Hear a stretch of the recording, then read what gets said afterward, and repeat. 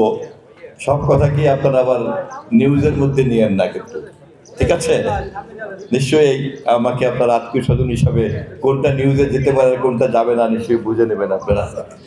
তা আমি সভাপতি সাহেব আমার খুব ঘনিষ্ঠ বন্ধু মানুষ, এবং ডানে বামে যারা বসে আছেন প্রশাসনের ঊর্ধ্বতন কর্মকর্তা, ডিআইজি সাহেব, এডিশনাল কমিশনার সাহেব, ডিসি সাহেব, পুলিশ কমিশনার সাহেব, এসপি সাহেব, এবং ঢাকা থেকে আগত আমার ছোট ভাই স্নেহাস্পদ সমস্ত, ঢাকাতেই তাদের অনেক ঘনিষ্ঠ আমরা, এবং আপনাদের সবাই উপস্থিত বরিশাল প্রেস ক্লাবের সম্মানিত সদস্যবৃন্দ এবং স্বজন হারানোদের মধ্যে বোধহয় কোনো কোনো পরিবারের সদস্য এখানে আছেন, সবাইকে আমি সালাম জানাই, সবাইকে আমি কৃতজ্ঞতা জানাই যে এরকম একটা পরিবেশে আমাকে আপনারা ডেকেছেন।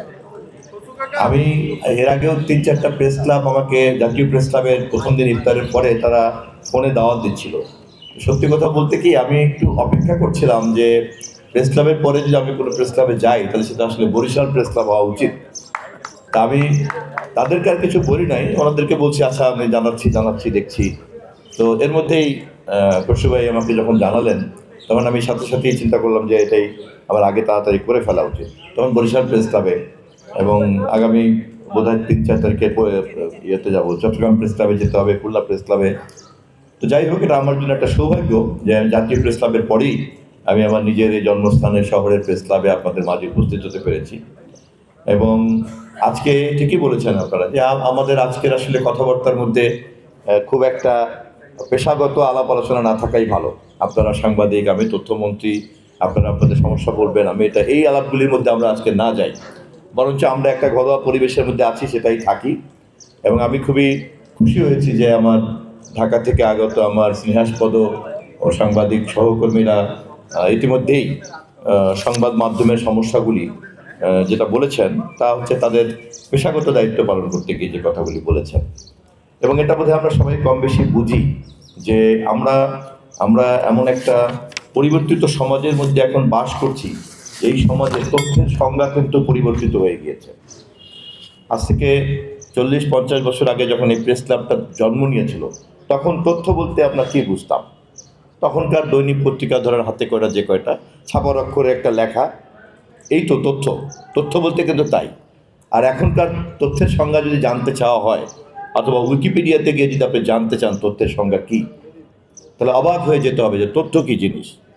এবং এখনকার পৃথিবীতে ইকোসিস্টেমে এবং সোশিও পলিটিক্যাল সিস্টেমে ইনফরমেশনকে এখন সবচেয়ে বেশি পাওয়ারফুল কন্টেন্ট হিসাবে বলা হয়, যেটা এত ক্ষমতা রাখে একটা তথ্য। এবং একই সঙ্গে তথ্য প্রযুক্তির বিকাশের কারণে তথ্য কিন্তু এখন আর কেবল পারসেপশন হিসেবে নাই। Perception is not information.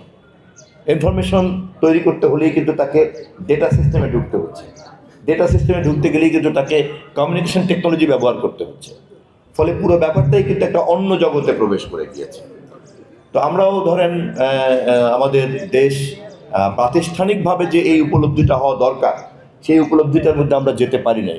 অবশ্যই আমাদের মধ্যে কেউ কেউ অত্যন্ত জ্ঞান রাখেন, আমি তাদের প্রতি শ্রদ্ধা রেখেই বলছি যে তারা ব্যক্তিগতভাবে অনেকেই জানেন, বোঝেন, কিন্তু এটাকে প্রাতিষ্ঠানিকভাবে যে এই পরিবর্তনটা উপলব্ধি করা দরকার এবং এই ট্রান্সফরমেশনটা, এই রূপান্তরটা যে বোঝা দরকার, এবং সেই রূপান্তরের সঙ্গে খাপ খাওয়ানোর মতো করেই সাংবাদিকতা, প্রেস ক্লাব, গণমাধ্যম, তারপরে আপনার ডিজিটাল অ্যাক্ট, সিকিউরিটি অ্যাক্ট, আইন, তথ্য মন্ত্রণালয়, সব কিছু সাজানো দরকার। এখানকার কর্মকর্তাদেরকে যে এই ধরনের দক্ষতা যোগ্যতার মধ্যে দিয়ে নিয়োগ করা দরকার। সংবাদপত্রগুলির ক্ষেত্রেও তাই, মালিকদের নিজেদেরই বোঝার ব্যাপার। আবার এত ধরনের কি বলে জ্ঞান ভিত্তিক একটা পেশাতে তাকে তো সম্মানজনকভাবে ডাল ভাত খেতে দিতে হবে। সেক্ষেত্রে তাহলে একটা ওয়েস্ট বোর্ডটা আবার সেরকম হওয়া দরকার, যে ধরনের একটা সম্মানজনক বেতন কাঠামোর মধ্যে থাকলে পরে একজন জ্ঞান ভিত্তিক এরকম একটা পেশাতে নিয়োজিত করতে পারেন।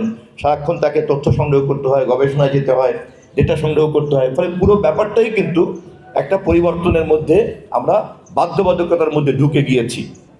এবং আপনারা যারা এখানে সকলে উপস্থিত, আপনারা সবাই যেহেতু এই পেশায় আছেন, আমি তো আপনাদের তুলনায় কম জানি, কম বুঝি, আমি জাস্ট একজন পাঠক। কিন্তু আমি পাঠক হিসেবেই কিন্তু বুঝতে পারি যে সংবাদ কর্মী হিসাবে বা সাংবাদিক হিসাবে আপনারা এই ধরনের একটা রূপান্তরিত প্রক্রিয়ার মাঝখানে পড়ে গিয়েছেন। ফলে আপনাদের জন্য কিন্তু একটা বড় ধরনের সংকট তৈরি হয়েছে। এবং তথ্যমন্ত্রী হিসাবে আমি দায়িত্ব নেওয়ার পরে আমার প্রথমেই মনে হয়েছে যে সাংবাদিকদের এই সমস্যাটাকে উপলব্ধি করা এবং তাদের সেই সমস্যা উত্তরণে তাদের পাশে দাঁড়ানো এবং রাষ্ট্রকে সেরকম একটা ফ্যাসিলিটেশনের জন্য যে উপযোগী করা দরকার, তারা যাতে ফ্যাসিলিটেট করতে পারে, কোনো কন্ট্রোল না, নো কন্ট্রোল, নো রেগুলেটরি, এখানে কেবলমাত্রই ফ্যাসিলিটেট করতে হবে। এবং ফ্যাসিলিটেট করতে গেলে পরেই আমরা জানি যে মিডিয়া এবং ইনফরমেশন হচ্ছে এমন একটা জিনিস যে তাকে ফ্রিডম দিতেই হবে। তাকে যদি আপনি ফ্রিডম না দেন তাহলে সে তার ক্রিয়েটিভিটি চর্চা করতে পারবে না, সে ইনফরমেশন ডিগ করবে, সে রাষ্ট্রের যে কোনো জিনিসকে সে বের করবে, খুঁজে বের করবে, এবং তার এই স্বাধীনতা থাকা উচিত। এমনকি প্রয়োজনে সে যদি সূত্রবিহীন কোনো কিছু করতে পারে, যদি কনফিডেন্ট থাকে যে বিচার ব্যবস্থা তার কাছে যখন জানতে চাবে তখন সে দিতে বাধ্য হবে, এমনও কিন্তু করা যেতে পারে। কেননা তাকে যত আমি স্বাধীনতা দেব সে তত বেশি তার অনুসন্ধানী ক্ষমতা কাজে লাগবে।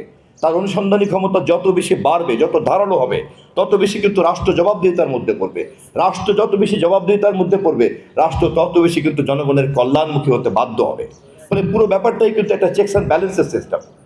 এবং মিডিয়ার ব্যক্তি হিসাবে সাংবাদিকদের কিন্তু আপনাদের প্রথমেই উপলব্ধিটা দরকার। এই উপলব্ধি ছাড়া যদি আপনারা আপনাদের ক্ষমতাকে বুঝতে চান, অনেকেই আমি খুব অল্প ক্ষুদ্র অংশের কথা বলছি, তারা এটা বোঝেন না বলে কিন্তু তারা তাদের ক্ষমতাকে ব্ল্যাকমেইলিংয়ের ইনস্ট্রুমেন্ট হিসেবে ব্যবহার করেন। তো ব্ল্যাকমেইলিংয়ের ইনস্ট্রুমেন্ট আর কিন্তু মিডিয়ার ইন্ডিপেন্ডেন্ট পাওয়ার, এটা কিন্তু দুই জিনিস। এবং দু একজন বলেছেন, মন্তব্য করেছেন, আমি মন্তব্যের দিকে যেতে চাই না, কিন্তু টোটাল অ্যানালাইসিসটা হচ্ছে বোঝার ব্যাপার যে যতক্ষণ পর্যন্ত হোল মিডিয়ার স্ট্রেংথ এই রিফরমেশন এবং এই ট্রান্সফরমেশনটা না বুঝতে পারবে, ততক্ষণ পর্যন্ত কিন্তু এই সমস্যাটা থেকেই যাবে।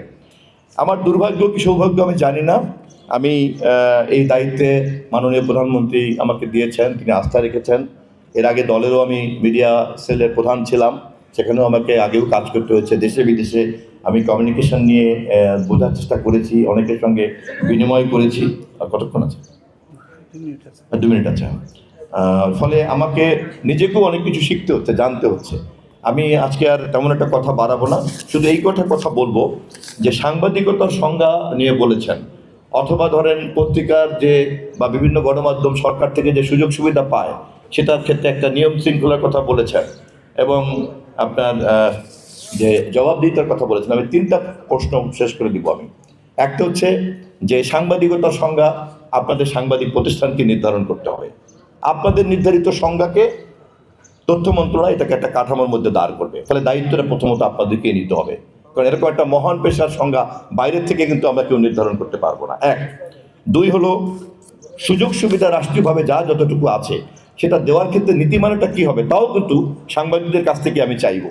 কারণ আমরা যদি একতরফা করতে চাই তাহলে সরকারকে ভুল বোঝাবুঝি জায়গা তুলবে। সে ব্যাপারেও আমি ইতিমধ্যেই আমার সচিবকে বলেছি যে তিনি প্রস্তাবনা তৈরি করবেন।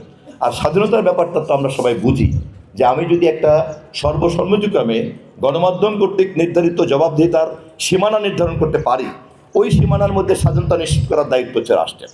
অতএব জবাবদিহিতার সীমানা নির্ধারণ করবে গণমাধ্যম, স্বাধীনতা নিশ্চিত করবে রাষ্ট্র। আমি এভাবেই জিনিসটাকে সাজিয়েছি। আমি আপনাদের সকলের সহযোগিতা চাই। সময় নেই, কম বলে আমি বেশি আলাপ করলাম না। আর আমি শ্রদ্ধার সঙ্গে স্মরণ করছি যাদের স্মরণে আপনারা আজকে এখানে জড়ো হয়েছেন।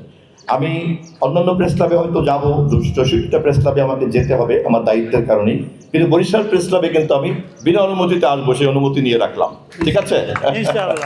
তা আপনাদের সবাইকে আমি ধন্যবাদ জানাই। আমারও কাজের মধ্যে কিন্তু ভুল ত্রুটি থাকবে, আমি আগাম বলে রাখছি। আমি রক্ত মাংসের মানুষ, আমার জ্ঞান বুদ্ধি কম, ফলে আমার কিন্তু ভুল ত্রুটি হবে।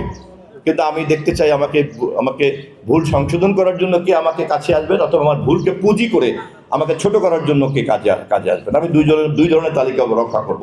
ধন্যবাদ সবাইকে।